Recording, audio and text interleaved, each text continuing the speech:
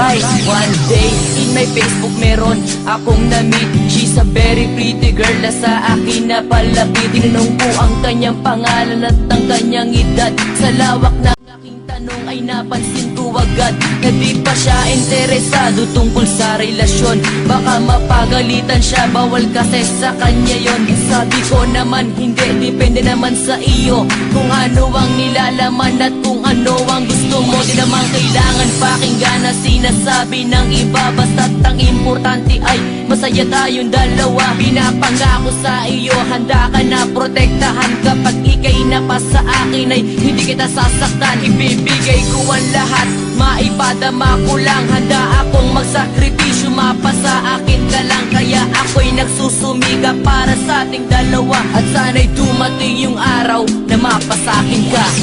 Di ko akalain na mahulog sa'yo ang isang katulad ko. Ikaw ang aking mundo. Nais kong malaman kung ito ay totoo. Ang pag-ibig ko, lahat ay gagawin para sa'yo. Second verse na ito, ikikwento ko na kung ano ba talaga nangyari sa aming dalawa.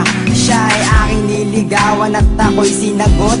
Kailanman pag-ibig niya sa'kin di niya pinagdamot. Kaya naman ako ngayon sa kanya nagpapasalamat. Dahil aming relasyon hindi nagkaroon ng lamat, sapagkat kaming dalawa'y nagmamahalan at walang makakapigil na kahit sino pa man. At sana ikaw na nga ang sa akin tinadhana. Hiling ko lang naman sana'y sa akin wag magsawa. Wag na sanang mawawala pangako sa isa't isa. Ikaw at ako ay magsasama hanggang sa ating pagtanda. Dahil hindi ko kakayanin mahal pag nangyari yun. Mga bagay na sa isip ko wag sanang maging ganon.